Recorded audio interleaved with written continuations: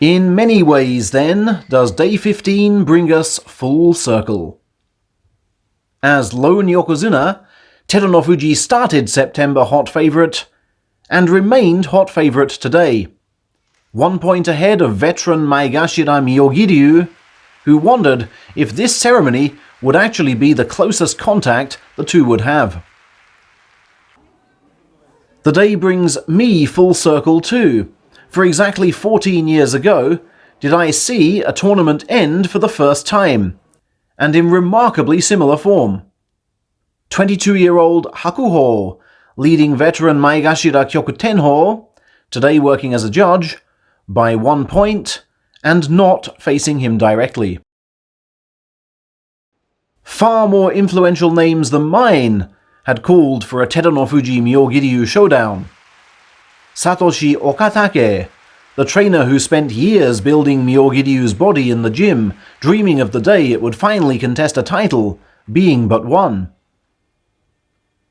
And when main contenders clash on final afternoons, they seem covered in stardust as their bodies search outside themselves for that extra edge. When, for example, Harumafuji downed Hakuho for Yokozuna promotion 9 years ago, or when Shodai abruptly smashed through his shell to body slam his demons and fell Tobizaru just last year. Those are the kinds of memory behind this channel that I hope give it extra authenticity. Because for me, this stuff actually matters. It's the core of the narration for my life in Japan.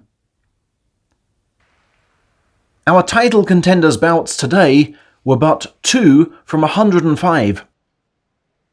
I'd never sat through an entire final day before, so was there around 10 to do so, for who knows when I can do so again.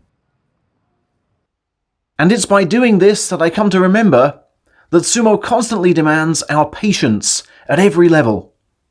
If we want to see the fight, we have to wait, for preliminaries must be properly done. And the patience demanded of us, the fans, is nothing compared to that demanded from the wrestlers raring to go. Those who master patience must surely make the greatest champions.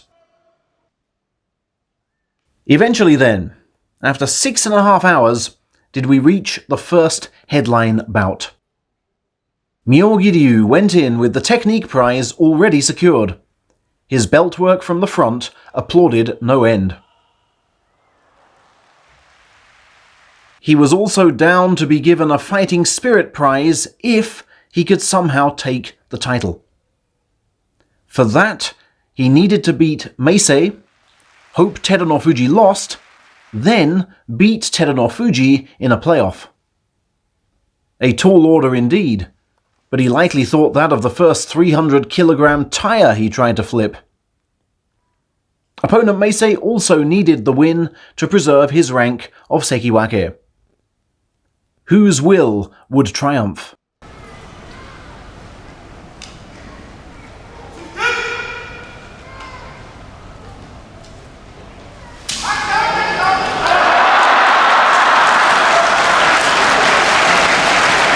Meisei's.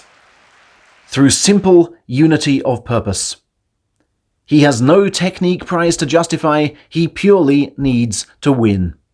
By any means. It was my first time to be in this situation, so please excuse the nerves, Myogiryu said. But it was good to experience that pressure. And it's good to know I can still do this. There's life left in me. The special prize was his first since May 2013. I was there that day too. Decorated with him this evening was Dai Eisho, who received the Outstanding Performance Award for this win over the Yokozuna.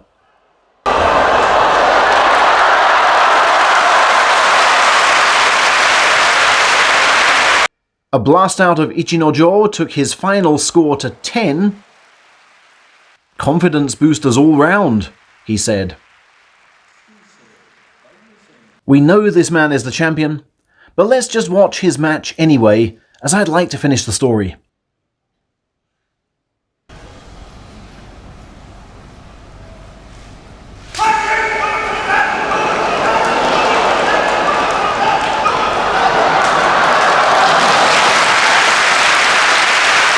and a grappling iron of a left to the belt sealed Shodai's fate at the very start, resulting in no Ozeki wins at all since Thursday. I went into today prepared for the worst-case scenario, even fighting 3 bouts if that's what it took, Teru said in his ringside interview, before once more quoting extensively from the Book of Platitudes. With all prizes dispensed, it was off to Teru's stable for the hero's welcome.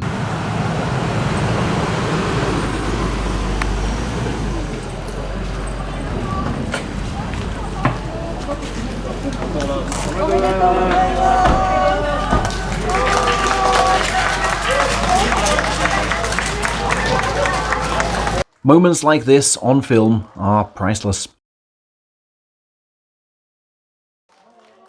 And they matter yet more to me because I used to live in this neighborhood. I used to wake up and walk straight down to this stable to watch morning practice.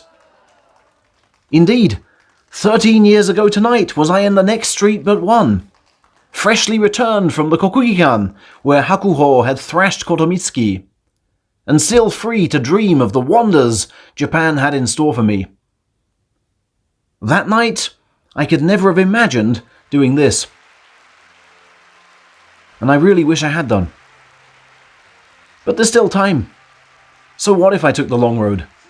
Didn't Terunofuji too? And the special places that have enriched that long road are going up on my new channel, Japan Locations, to which some of you have kindly subscribed, and I hope more of you will. Much of the footage there has been shot on my sumo travels, and there will be specific sumo content too. The more success that channel has, the more I can do with this one. And I really want to do more. Thank you for your support.